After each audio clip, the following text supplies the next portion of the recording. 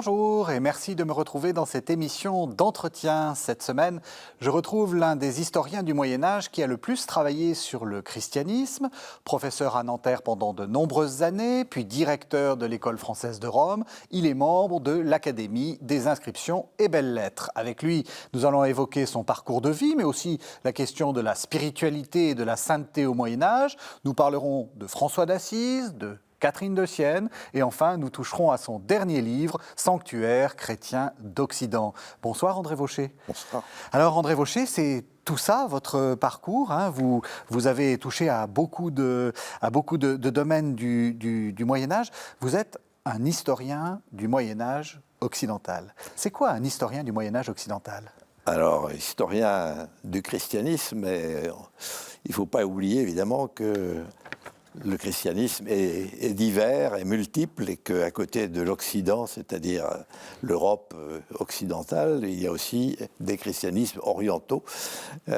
Pour l'époque médiévale, le principal était le christianisme byzantin, l'église des Grecs qui s'opposait ou qui était juxtaposée à l'église des Latins. Et les Latins, c'était nous qui usions le latin comme langue liturgique. Et puis, il y avait l'église byzantine qui elle-même a christianisé les peuples slaves, la Russie, et puis les autres églises orientales qui étaient souvent au Moyen-Âge sous domination musulmane, mais qui étaient très importantes également.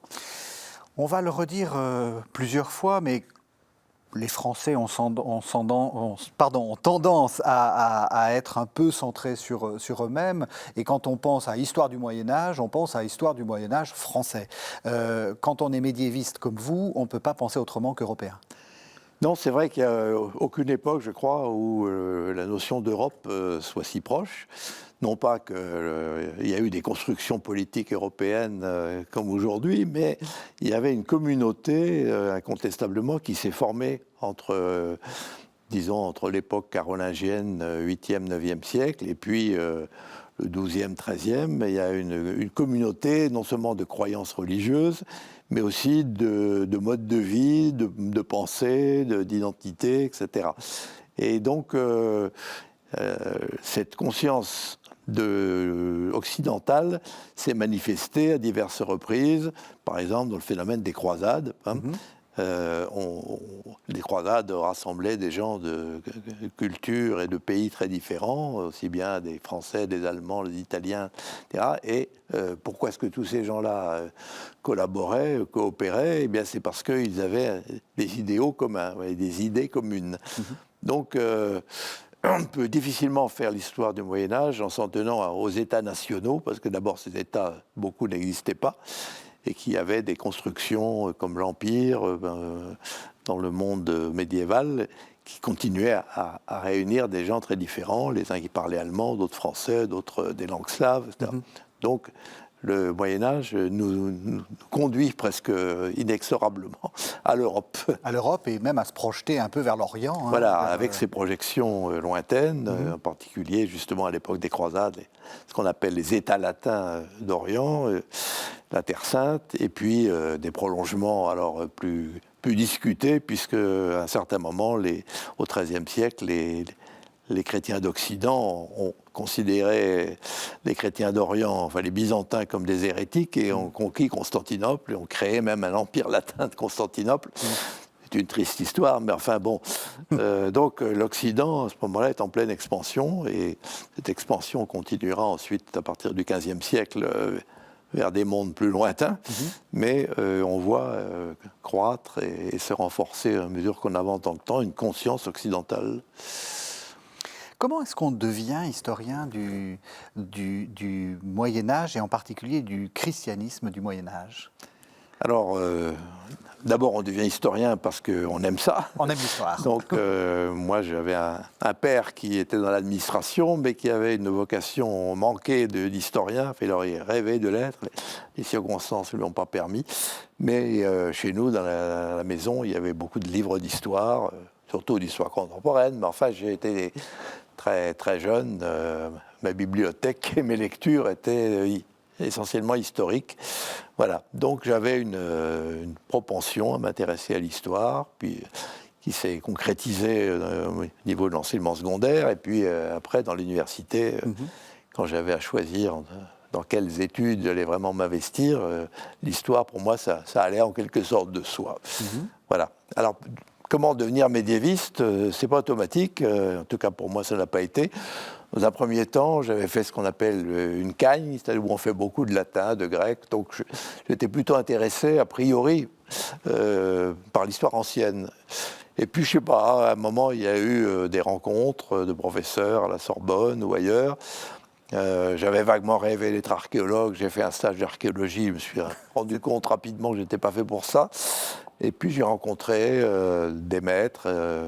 Donc, Michel Mola du Jourdain à la Sorbonne, Jacques Le Goff à l'École des Hautes Études, Alphonse Dupron à la rue d'Ulm, etc. Donc tout ça a fait que quand il a fallu vraiment que je choisisse un sujet de thèse après l'agrégation, eh bien, je voulais être médiéviste parce que j'étais convaincu que c'était un domaine où il y avait encore beaucoup à faire et où j'avais des maîtres que je respectais, que j'aimais beaucoup et qui m'ont poussé dans ce sens-là. C'est les maîtres qui sont importants. Voilà, les maîtres sont vraiment fondamentales.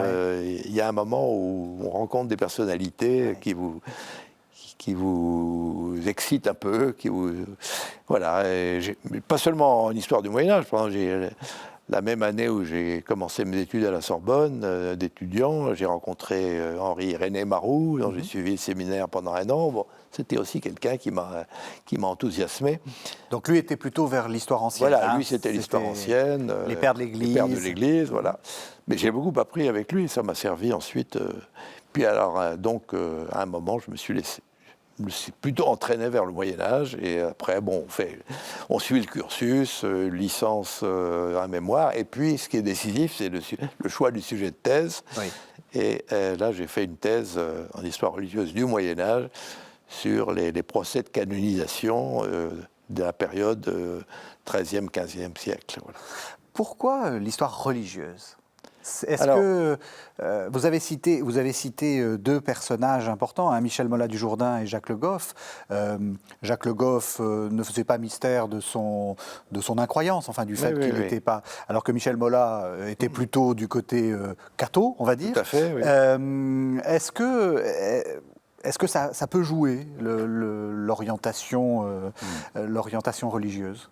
Alors c'est certain que il n'est pas indispensable d'être chrétien ou croyant pour faire de l'histoire du Moyen-Âge. J'ai beaucoup de collègues qui sont d'excellents médiévistes mais si on veut faire de l'histoire religieuse, il vaut quand même mieux avoir quelques données fondamentales, ne serait-ce que parce que la civilisation médiévale est fondée sur la culture biblique, les commentaires bibliques, les gloses, etc.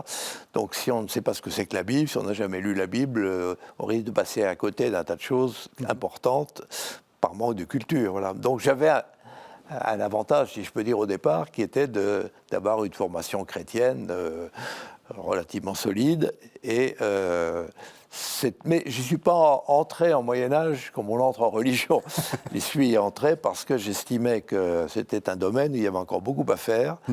Et surtout, j'étais pas le seul, on était plusieurs camarades à l'école normale supérieure à l'époque, à être déçus par l'historiographie de l'époque, c'est-à-dire les livres qui paraissaient, les courants des revues, tout ça nous paraissait un peu décevant, dans la mesure où cette histoire de l'Église était encore une histoire très cléricale, où on faisait alors parfois apologétique, mais même quand elle ne l'était pas directement, c'était une histoire faite par des prêtres en majorité, ou des moines, qui n'étaient pas de mauvais historiens, mais qui avaient une vue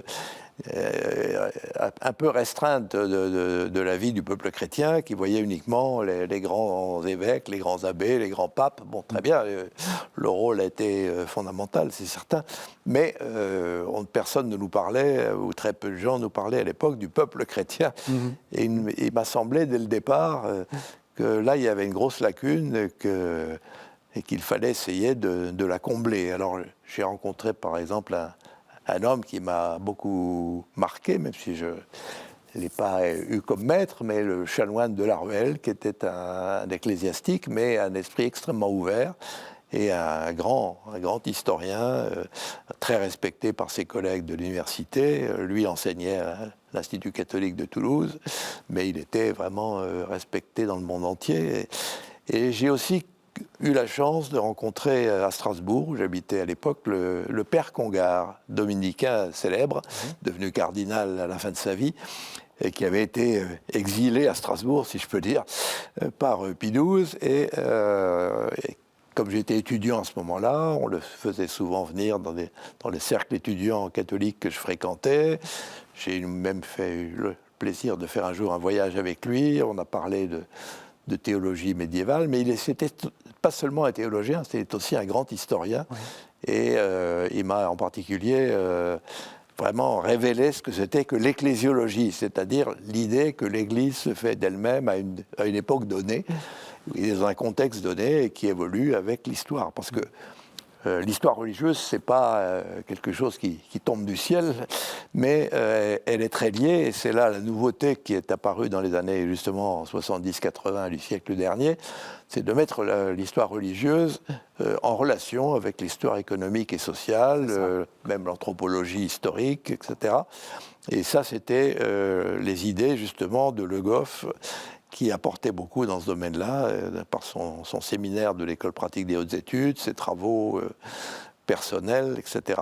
Voilà. Donc j'étais dans un contexte qui était un peu en fermentation, suite à une déception vis-à-vis de ce qui se faisait à la même époque chez les gens plus âgés. Voilà. Oui, mais j'ai dû relire, ça c'est vraiment une expérience de lecteur, je vous ai relu et on sent que, bon, évidemment les grands personnages arrivent sous votre plume quand ils ont besoin d'arriver, vous citez les noms des papes et des évêques, mais un des traits de votre prose, si je puis dire, c'est les chrétiens, le peuple, c'est ça votre intérêt. C'est en gros les gens, comment les gens vivent. Voilà.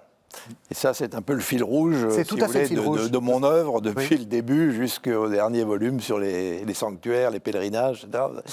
C'est comment vivaient leur christianisme, les gens. Donc pas forcément les les gens, c'est très varié. Ça peut aller évidemment depuis les grands seigneurs laïcs jusqu'aux paysans les plus pauvres. Mais il y avait à cette époque une relative unité de croyance. C'était beaucoup moins cloisonné, disons, que ça a pu l'être par la suite. Et donc, essayer de retrouver les motivations religieuses de tous ces gens-là me paraissait un but de recherche important. Mais le problème, c'était les sources, parce que l'historien, il n'est pas seulement avec des idées. Comment on fait l'histoire des gens ? Il faut qu'il trouve des documents. Et j'ai eu la chance d'être orienté, j'avoue que ça remonte quand même pour moi à une soixantaine d'années, donc j'ai oublié parfois certains... Je ne sais plus si c'est Le Goff ou si c'est Mola, un de mes deux maîtres, qui m'ont dit, tiens, puisque vous cherchez un sujet de recherche, devriez vous intéresser au procès de canonisation. À l'époque, je ne savais pas grand-chose là-dessus, et je suis allé me renseigner. Mais puis, je me suis rendu compte très vite qu'effectivement, il y avait une masse de sources importantes là, et qui n'était pratiquement jamais exploitée.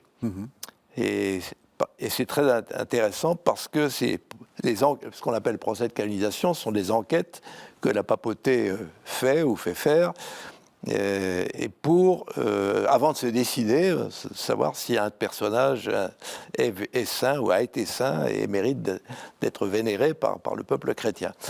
Et ce type de source apparaît au début du XIIIe siècle, parce que la papauté, à ce moment-là, reprend en main le culte des reliques, le culte des saints, qui était un peu allé à volo, disons, dans les siècles précédents.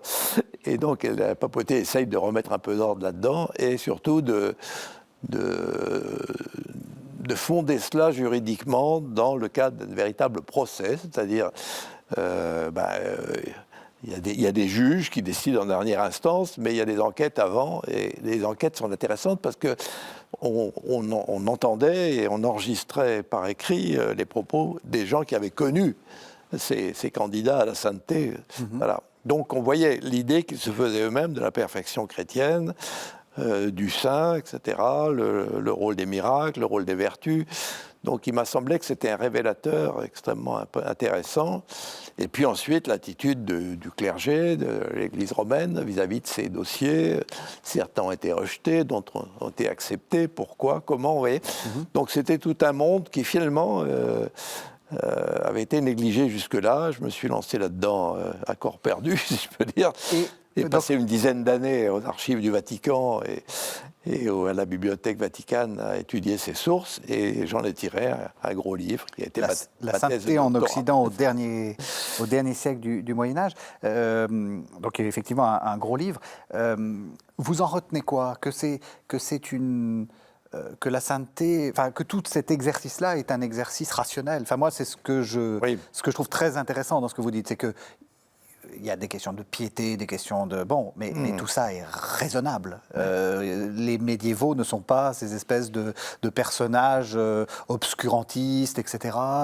Tout ça est très, très raisonnable. Non, non, absolument. Il y a une idée commune de la sainteté qui marque beaucoup les gens. Et dès qu'ils voient un certain style de vie qui s'accompagne de manifestations surnaturelles, à ce moment-là, ils sont portés à voir dans les personnes en question des saints. Voilà. Alors le problème, c'est de savoir si leur perception est toujours exacte ou pas. C'est là que le clergé intervient, les théologiens, les canonistes de la curie, etc. Mais ce qui est intéressant, c'est le fait que la sainteté n'est pas considérée comme une espèce d'idéal éthéré ou mystique, même s'il y a quelques saintes mystiques à l'époque, mais il n'y en a pas beaucoup, ce sera plus tard surtout.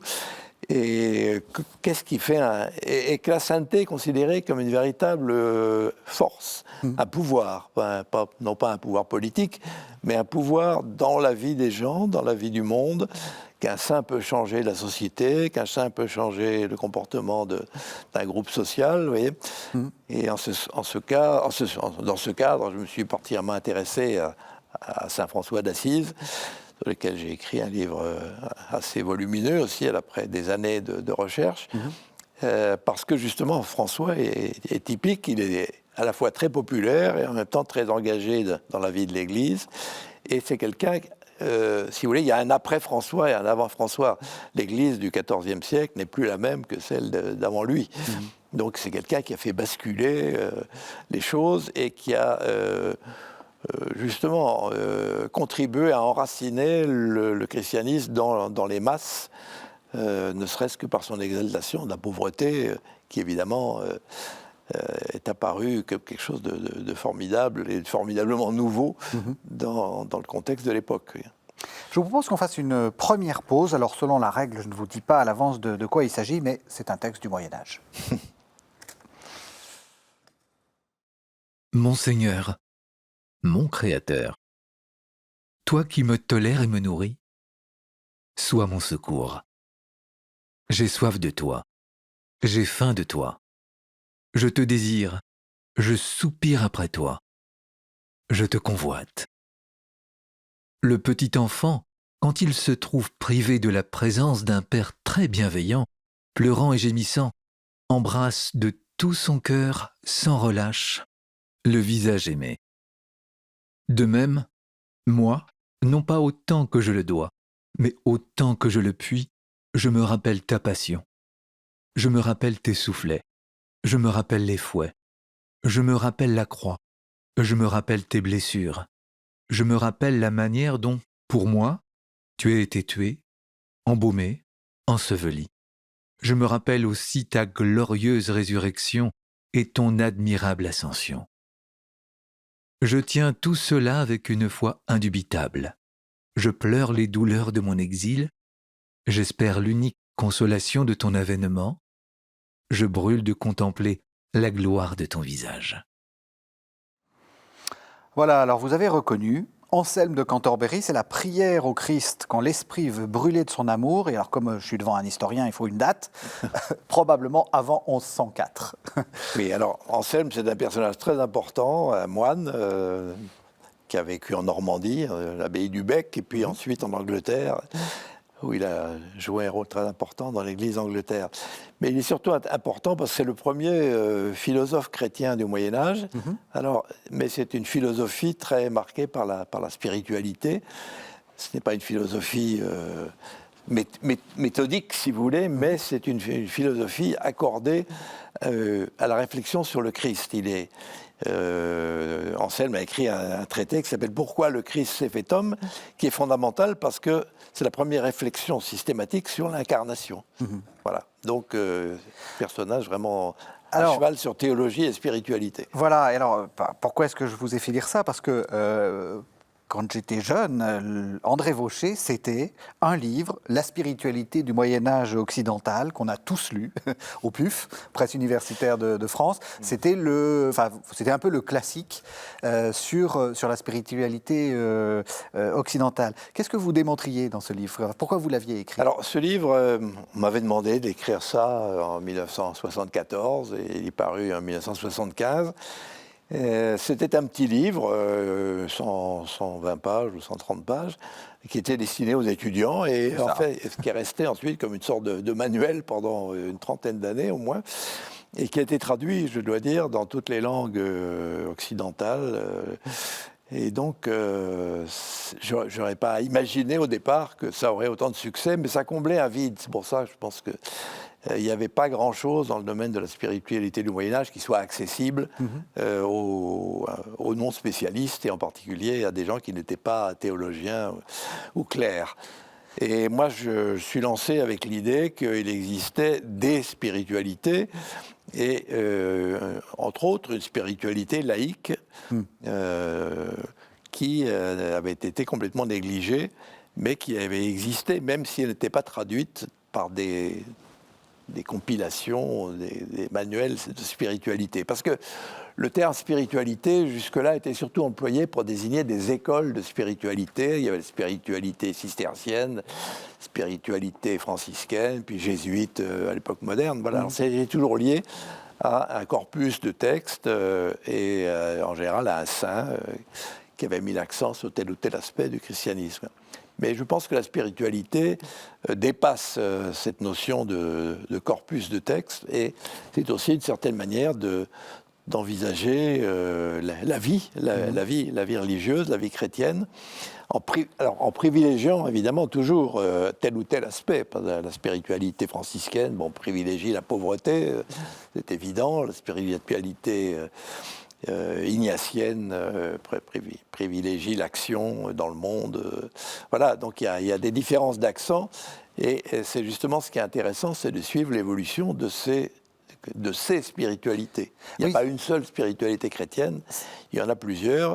Et puis il y a les spiritualités orientales dans le christianisme qu'on appelle orthodoxe, qui sont aussi très intéressantes et importantes.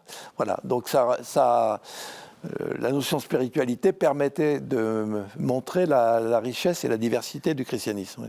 Et c'est ça aussi que vous montrez, c'est que, c'est naïf ce que je vais dire, mais la spiritualité, c'est pas simplement le rapport de l'être humain avec Dieu, c'est une vision du monde, en fait. Voilà, c'est ça qui est très frappant dans votre livre, c'est que c'est en fait, ça ne prend pas que les phénomènes mystiques, c'est tout. C'est tout qui est organisé. Ce n'est pas simplement un système de pensée ou de doctrine, mais c'est beaucoup plus large. Et par exemple, il y a des pratiques, une certaine manière d'aller en pèlerinage qui rentrent dans le cadre d'une spiritualité. Oui.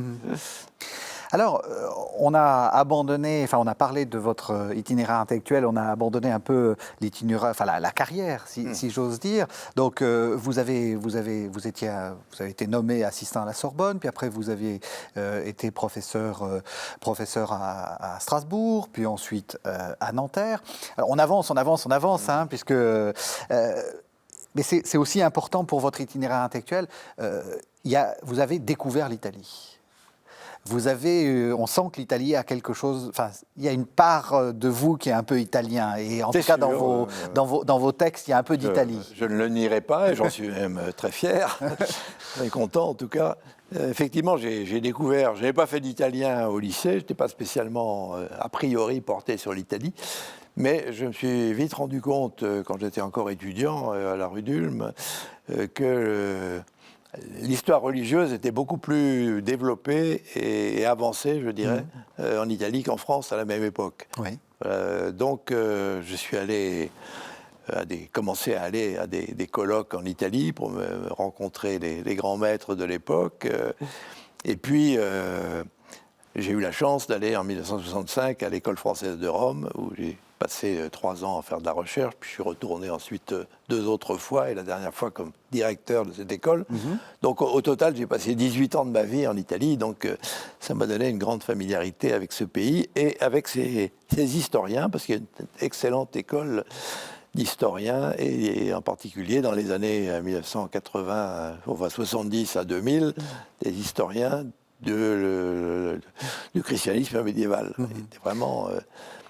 et en particulier tout ce qui concerne le franciscanisme, bien entendu, mais aussi les dominicains, les évêques, enfin, il y a la curie romaine, la papauté, enfin, tout ça en Italie est beaucoup plus étudié qu'en France, et dans un esprit, je dois dire, assez avancé pour l'époque. Voilà. Alors, l'École française de Rome, peut-être que les téléspectateurs français savent ce que c'est, mais on n'a pas que des téléspectateurs français. C'est quoi l'École française de Rome? Alors, l'École française de Rome, c'est une institution qui a été fondée à la fin du 19e siècle, en 1873, par la France, qui a d'ailleurs son siège au Palais Farnèse, qui abrite aussi l'ambassade de France en Magnifique Italie. palais. Donc c'est un endroit admirable. Et donc l'idée, c'était de permettre à des chercheurs français de travailler sur l'Italie. Alors au départ, c'était surtout pour l'Antiquité romaine. Et la majorité des chercheurs au départ, pendant longtemps d'ailleurs, étaient des archéologues ou des historiens de la Rome antique. Ensuite, ça s'est développé avec le Moyen-Âge, puisque l'École française de Rome a été chargée très vite de publier les registres des papes du Moyen-Âge. Alors, c'est une entreprise qui a commencé en 1880 et qui s'est achevée il y a 15 ans. Donc, oui, les registres des papes, c'est pas simplement la liste des papes. C'est pas les registres, c'est pas les numéros des registres qui comptent, c'est le contenu. Oui. Et beaucoup ont été publiés en texte intégral. Quand c'était trop compliqué ou qu'il y en avait trop, on a fait des analyses. Tout ça a été en latin. Enfin, c'était tout un style de recherche érudite, mais fondamental parce que c'est un instrument de travail indispensable. Voilà. Donc cette école, on apprenait. C'était pas véritablement une école. Aujourd'hui, on dirait, si on la créait aujourd'hui, on appellerait ça Institut de recherche supérieure sur les pays méditerranéens. Mais c'était surtout quand même centré sur l'Italie. Et j'ai beaucoup profité de cette école à tous les sens du terme, ne serait-ce que parce qu'elle a une bibliothèque de 200 000 volumes spécialisée dans l'histoire de l'Italie et des pays méditerranéens, qui est absolument unique. Oui, unique, absolument. Alors je vous propose qu'on revienne, parce qu'on en a déjà parlé sur la sainteté. Je vais vous faire entendre un nouveau texte, et puis on va parler à partir de ce nouveau texte. Je vous laisse le découvrir. Une nuit qu'il priait, le démon lui fit ressentir une soif extraordinaire. Le saint homme se fit apporter de l'eau froide. Mais, découvrant les ruses de l'ennemi, il mit son coussin sur le vase, où il renferma le diable qui se mit à hurler et à crier pendant toute la nuit. Quand vint le matin, celui qui avait choisi les ténèbres pour tenter le saint s'enfuit tout confus en plein jour. Une fois qu'il venait de visiter, selon sa coutume, les églises de la ville, en rentrant chez lui, il entendit ses clercs se disputer parce qu'ils voulaient faire le mal avec des femmes. Il entra alors dans l'église, pria pour eux, et à l'instant, l'aiguillon de la tentation cessa absolument de les tourmenter. Ils vinrent le trouver et lui demandèrent pardon. Alors, il s'agit, je vous le dis parce que c'est la vie de Saint-Loup. C'est la vie de Saint-Loup par Jacques de Voragine dans la légende dorée. Hein. Et je trouve que c'est une bonne introduction à votre livre Saint, prophète et visionnaire, le pouvoir du surnaturel au Moyen-Âge, parce que vu de notre modernité, de ce 21e siècle, ces deux anecdotes complètement séparées, mais l'une nous paraît absurde. Enfin, qu'est-ce que Oui, c'est que oui. ce diable qui vient se faire enfermer dans un broc d'eau? Et puis une autre, bon, on prie pour que les choses s'améliorent dans une communauté, pardon, et elles s'améliorent. Oui. Ça peut se faire encore maintenant. Comment est-ce qu'on peut lier ensemble ces deux choses? Et d'abord, première question peut-être extrêmement naïve, ils y croyaient au fait que le démon allait être enfermé dans le pot de chambre? Je ne crois pas à la lettre, non, non. Je pense que... Alors ça, c'est évidemment pour nous un aspect difficile à comprendre ou à accepter. Le Moyen-Âge est hanté par la présence du matériel physique du mal. Oui. Non pas qu'ils aient cru plus au mal qu'au bien, mais le mal, pour eux, c'est quelque chose d'objectif. Oui. Et ça s'incarne en particulier dans un personnage qui est le diable ou les démons, enfin ça dépend des circonstances. Et à un point absolument incroyable, on a publié récemment un texte d'un cistercien allemand du XIIIe siècle qui voit le diable partout. S'il tombe par terre, il dit ah ben, le diable m'a poussé. S'il a envie de manger un biscuit, il dit le diable m'a tenté. Il dit d'ailleurs je l'ai vu. Voilà, donc il y a une espèce d'omniprésence du diable, des forces du mal. Bon, alors pour nous c'est évidemment étrange. Cela dit, c'est un vocabulaire, c'est une façon de parler, si je peux dire, parce que nous sommes aussi en proie aux forces du mal et Ô combien. voilà, ô combien, et voilà si on étudie le vocabulaire politique actuel, on parle aussi beaucoup du mal. Sous une forme plus abstraite, c'est pas le mal, encore que parfois on tend à l'incarner dans des personnes vivantes, mais enfin, en règle générale, on parle plutôt du mal comme d'une abstraction avec un grand M, et puis tous les mots qui en... Voilà, donc il y a cette personnalisation du mal qui pour nous, rend un peu difficile parfois la compréhension de certains textes médiévaux. Mais ça n'est pas une preuve d'irrationalité. Non, pas du tout. Et alors, je crois que ce qui est important aussi pour comprendre l'influence des saints, particulièrement fort dans cette époque, c'est que la conception de la santé n'est plus la même qu'aujourd'hui. Bien sûr, il y avait des médecins, mais enfin, il n'y en avait pas énormément, puis ils n'étaient pas tout à fait extrêmement savants ou compétents. Voilà, donc aujourd'hui, on considère que, par exemple, que les maladies, ça relève de la médecine, et puis... voilà, c'est tout. Et puis que les malheurs qu'on peut avoir dans la vie personnelle ou collective, c'est autre chose. Là, il y a un continuum.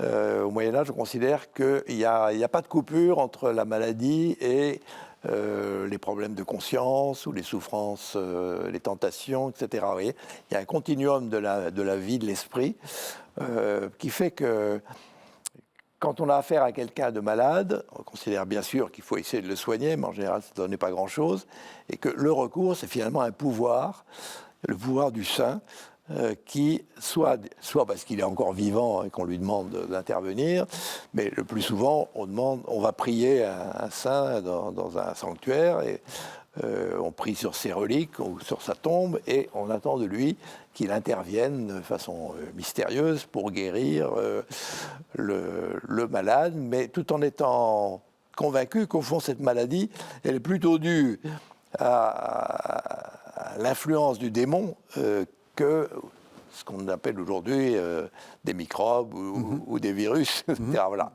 Donc il y a une espèce de continuum qui va depuis la souffrance physique jusqu'à la souffrance morale, et on ne coupe pas au milieu en disant ça relève de la médecine, ça relève de la psychologie ou des problèmes de morale. Voilà. Et donc, c'est pour cela que, bien sûr, quand on considère des recueils de miracles du Moyen-Âge, quand on les lit comme ça à la file, on se dit, bon, la plupart de ces miracles, aujourd'hui, on pourrait très bien les expliquer par des raisons physiologiques. Il n'y a pas besoin de recourir à un saint ou à la Sainte Vierge pour expliquer une guérison de ce genre. Mais il reste quand même que dans la masse de ces miracles, il y en a énormément, il n'y a pas que des miracles de guérison de santé. Les gens demandent quand ils viennent, s'adressent à un saint, ils demandent la santé, bien sûr, s'ils sont malades, pour eux ou pour leurs proches, mais ils demandent aussi, et au moins autant, le salut. C'est-à-dire qu'il n'y a pas de coupure, là non plus, entre santé et salut. C'est-à-dire le même mot en latin, salus, ça désigne à la fois la santé physique et la santé mentale et le salut. Donc tout cela fait un continuum, et donc le pouvoir qui va pouvoir s'exercer en faveur de l'homme à ce niveau-là, c'est un pouvoir surnaturel, le pouvoir des saints. Voilà. Et alors, ce qui va aussi dans le sens de votre livre, Un saint, prophète et visionnaire, le pouvoir du surnaturel au Moyen-Âge, c'est chez Albin Michel, c'est que dans cette histoire de Saint-Loup, le fait que le saint soit capable d'enfermer le démon avec son coussin est mis sur le même plan que le fait de pouvoir, c'est presque un miracle aussi grand, de pouvoir convaincre un groupe de clercs qui veulent faire le mal avec des femmes, donc on imagine bien de quoi il s'agit, de les convaincre de ne pas le faire. C'est-à-dire que le pouvoir, comme vous disiez tout à l'heure, le fait de changer les choses, y compris au niveau politique, au niveau moral, etc., c'est aussi important que d'enfermer le diable avec un coussin. Dans un bénitier. Voilà, c'est ça. Serait-on tenté de dire. Le saint, c'est celui qui change le monde. C'est ça, c'est celui qui change le monde parce que lui-même a vécu en fidélité au Christ et à l'Évangile, et donc ça lui confère un pouvoir surnaturel qui vient de Dieu. Il ne vient pas de lui, il vient de Dieu à travers lui. Et ce pouvoir, eh bien, il peut contribuer à rétablir non seulement la santé, mais la paix, la concorde. Voilà. Et donc, on attend énormément des saints, peut-être trop, mais enfin, il y a une demande très forte qui explique que cette époque soit une grande période du culte des saints, des reliques et des pèlerinages. Voilà. On va revenir au pèlerinage, encore un mot. Donc vous avez fait paraître 2 vies de saints, une François d'Assise chez Fayard et puis une Catherine de Sienne au Cerf. Vous l'avez déjà dit, mais le plus grand saint, c'est François d'Assise pour vous. Il y a quelque chose de... c'est difficile de faire des échelles de valeur, non, mais je pense que c'est un saint d'une importance considérable. Celui qui a vraiment bouleversé les choses, c'est François d'Assise. Ne serait-ce que parce qu'il a laissé derrière lui un ordre ou des ordres religieux masculins et féminins qui existent encore aujourd'hui. Mais c'est surtout une personnalité extraordinairement rayonnante, bouleversante, même à certains égards, et qui continue à être une référence aujourd'hui, non seulement parce que le pape s'appelle François, mais parce que l'esprit d'Assise, comme on dit, a été relancé par Jean-Paul II, et puis on essaye de réunir des représentants de toutes les religions du monde à Assise. Pourquoi Assise et pas à Rome? Parce qu'il y en a qui ne viendraient peut-être pas à Rome, les protestants ne viendraient peut-être pas à Rome, mais ils viennent à Assise parce qu'ils se reconnaissent dans ce chrétien universel, qui a aussi eu l'intuition formidable de rencontrer le sultan d'Égypte sans armes et sans aucun projet de croisade, mais pour essayer de voir avec lui comment on pourrait se rapprocher pour adorer le même Dieu. Je vois aussi pourquoi ça vous intéresse, parce que si pour aller assez vite, François d'Assise, c'est le saint des gens. C'est le saint des... Enfin, c'est la mise en avant, tout d'un coup, d'une sainteté et même d'une piété laïque. Enfin, je ne sais pas si ça a du sens au Moyen-Âge de parler comme ça. Non, mais il était laïque lui-même. Oui. Il n'a jamais été prêtre. Donc, il a fondé un ordre religieux, mais lui, il était un simple laïque. Et il a eu un extraordinaire impact dans le monde italien, mais méditerranéen. Je ne peux rien comprendre au christianisme de l'époque fin Moyen-Âge, époque moderne, si on ne prend pas en considération le phénomène franciscain. Non seulement l'ordre franciscain est très implanté, mais il y a un esprit franciscain qui imprègne la littérature religieuse. Dante, en Italie, parle énormément de François, il en parle très bien. Tous les grands auteurs de la fin du Moyen-Âge sont marqués par François, et énormément de confréries se sont fondées un peu partout sous le patronage de François pour développer la dévotion à François, mais aussi l'entraide, la charité. Voilà. Alors, il nous reste une dizaine de minutes. On aurait pu parler des hérétiques, puisque vous avez aussi écrit sur les hérétiques au Moyen-Âge, suppôts de Satan ou chrétiens dissidents, CNRS, c'est en 2014. Mais j'aimerais qu'on passe nos dernières 10 minutes de cette émission sur votre dernier livre, Sanctuaire chrétien d'Occident. C'est paru aux éditions du Cerf. Et là aussi, on sent que c'est une histoire des gens que vous voulez faire. J'ai envie d'abord de vous poser une première question un peu naïve. Est-ce qu'un sanctuaire, c'est juste des reliques de saints qu'on va voir? Alors, il y a une proportion très importante de sanctuaires qui sont liés à des reliques, au moins au départ, c'est sûr. Et il y en a aussi de plus en plus, à mesure qu'on avance dans le temps, à partir du XIIIe, XIVe, qui sont liés à des images saintes, c'est-à-dire des représentations, soit des statues, soit des peintures, dont on considère qu'elles sont, pour des diverses raisons, miraculeuses. En particulier les images de la Vierge qu'on disait peintes par Saint Luc, parce que Saint Luc est censé avoir été peintre, et on lui prêtait le fait d'avoir représenté la Vierge à l'enfant, et que cette image qui avait été transmise par Byzance, ensuite arrive en Italie, et on commence à peindre partout, dans les villes et dans les campagnes, des images de la Vierge sous les traits de... Voilà. Et donc, il y a toujours quand même, dans un sanctuaire, quelque chose d'extraordinaire, que ce soit des reliques, soit une image réputée miraculeuse, soit un relief aussi extraordinaire.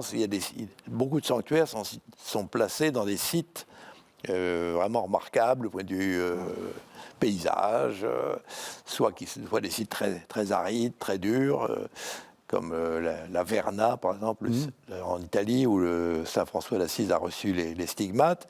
Et au contraire, d'autres... Rocamadour. Rocamadour, voilà. Magnifique site. Souvent, c'est lié à des grottes aussi, les sanctuaires qui étaient liés au culte de Saint-Michel, était le Mont Gargan en Pouille. Il y avait tout un culte de Saint-Michel lié aux grottes et au sommet des montagnes aussi. Et notre Mont Saint-Michel a hérité de cette tradition. Voilà, donc il faut qu'il y ait quelque chose... Enfin, pour qu'on puisse parler de sanctuaire, il faut qu'il y ait quelque chose d'extraordinaire. Une église paroissiale où il se passe simplement la vie liturgique et sacramentelle n'est pas forcément un sanctuaire. Enfin, elle l'est, si on veut, au sens liturgique du terme, dans la mesure où le sacrifice eucharistique fait que le Christ y est présent pendant la messe, etc. Mais pour ce qui est de l'anthropologie religieuse, si vous voulez, le sanctuaire est quelque chose d'un peu différent, mesure où on cherche un témoignage précis de la vie d'un saint qui a laissé un souvenir marquant pour une raison ou pour une autre, et on cherche aussi un contact direct avec le surnaturel. Et c'est là justement que, par exemple, les sites jouent énormément, parce que on arrive dans certains endroits, certains sanctuaires, où on est déjà, en quelque sorte, impressionné par le cadre géologique, végétal, etc. Il y a déjà une ambiance spirituelle. Si vous allez au Carceri à Assise, l'ermitage Saint-François, avant même d'entrer dans un petit sanctuaire, vous arrivez au milieu d'une forêt pleine un torrent. Enfin, il y a vraiment un cadre absolument idyllique. Et puis ensuite, vous pénétrez dans le Saint des Saints, si je peux dire, et vous vénérez, vous passez par les lieux où a vécu François, dans des grottes, etc. Voilà. Et alors, deuxième partie de ma question, est-ce que ça n'est que visiter, ou rentrer en contact avec le surnaturel, le sanctuaire? Est-ce que c'est pas tout autre chose, ou beaucoup d'autres choses en même temps? Alors, c'est beaucoup de choses à la fois. D'abord, le pèlerinage était souvent communautaire. Oui. On y allait en groupe. Et donc, c'est une expérience d'église. Une expérience de vie commune, oui, de c'est vie ça. collective. On y allait, alors, certains y allaient en couple, puis beaucoup y allaient en confrérie ou en groupe de pèlerins, pénitents. Voilà, donc il y avait toute une... il y a aussi des pèlerins individuels, mais enfin, la façon la plus fréquente d'y aller, c'était en collectif. Donc il y avait une expérience de vie collective. Il y a l'expérience de la marche aussi. La marche, c'est pas seulement de mettre un pied devant l'autre et de recommencer. C'est une manière de s'extraire du quotidien, de participer aussi à à la souffrance du Christ montant au calvaire, parce que ces marches étaient souvent douloureuses, les gens montaient souvent pieds nus au sanctuaire. Il y a une manière d'essayer de s'identifier au Christ souffrant, de façon à pouvoir bénéficier aussi, en retour, en quelque sorte, des dons, des grâces que le Christ pouvait faire, ou les saints pouvaient transmettre à ceux qui venaient ainsi en pèlerinage. C'est pas un hasard si beaucoup de ces sanctuaires s'appellent Notre-Dame de Grâce, où il y a le mot grâce très souvent dans toutes les langues de l'Europe. En Allemagne aussi, il y a beaucoup d'endroits qui s'appellent Gnadental, la vallée des grâces. C'est vraiment l'idée d'aller chercher une grâce. On sait qu'on en est indigne, mais on sait aussi qu'on peut faire, en sortant de son milieu ambiant, en faisant un effort, et parfois douloureux, qui peut durer d'ailleurs des semaines si on fait un pèlerinage, ou des mois si on fait un pèlerinage lointain, eh bien, à la fin, on sera différent de ce qu'on était au départ. Et le sanctuaire lui-même, c'est pas que l'église, c'est toute une petite industrie, si je puis me permettre, toute une petite entreprise, Tout à fait. avec quelquefois des directions tout à fait différentes de ce qu'on pourrait s'attendre. Il n'y a pas que de l'hôtellerie. Ah non, pas du tout. D'abord, il faut bien voir qu'au Moyen-Âge, on restait souvent une semaine. Ce qu'on appelle, encore aujourd'hui, on utilise parfois l'expression faire une neuvaine. Oui. Faire une neuvaine, c'est rester 8 jours dans l'attente d'un miracle ou d'une guérison ou de retrouver la foi. Enfin bon, donc il y avait un temps assez long où on vivait ensemble. Alors on était accueillis en général soit par si c'était un petit sanctuaire rural, on était accueillis par un ermite. Si c'était un grand sanctuaire, on était accueillis par des moines ou des chanoines qui s'occupaient de vous, voilà. On voit encore ça aujourd'hui quand on suit le chemin de Compostelle, Absolument. par exemple. Oui, Ouais. oui. Donc il y avait déjà aussi tout le problème de l'hospitalité, le problème de l'accueil, et puis l'expérience de la différence, parce qu'on arrivait dans des pays qu'on ne connaissait pas, où les gens étaient d'ailleurs pas toujours extraordinairement bienveillants. Ça dépendait. Quand on arrivait en Terre Sainte, on commençait par être rançonné par les Turcs. Oui, oui. Donc, Oui, voilà. c'était prévu. Donc, c'était aussi s'ouvrir non seulement aux autres, mais à l'autre avec un grand A majuscule. Et à l'altérité. Ouais. Donc, ce qui est frappant dans les récits de pèlerinage, c'est que ceux qui les écrivent, qui sont les pèlerins cultivés, qui étaient capables de tenir un livre de mémoire, disent tous à combien ça les a changés d'avoir fait ce déplacement.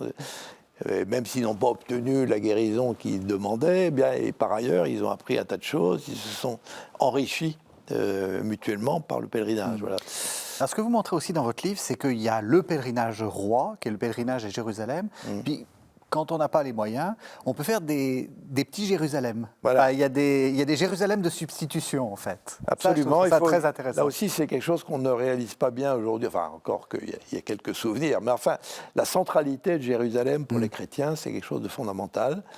Plus ou moins fort suivant les époques. Mais enfin, il y a quand même cette présence.